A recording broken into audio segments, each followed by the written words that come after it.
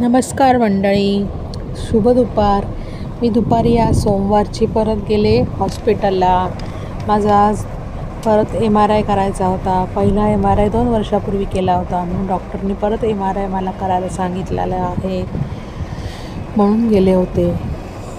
पहिल्या वर्षी केला होता 2 वर्षापूर्वी, तेव्हा MRI कसा असतो एक्सपिरियन्स नव्हता, त्यामुळे काय तेव्हा माहितीच नव्हतं, त्यामुळे घाबरण्याचा प्रश्न नव्हता सुरुवातीला. तर यावेळेस माहिती होतं, त्यामुळे मी घाबरलेली होते खूप MRI करायचा परत म्हणून.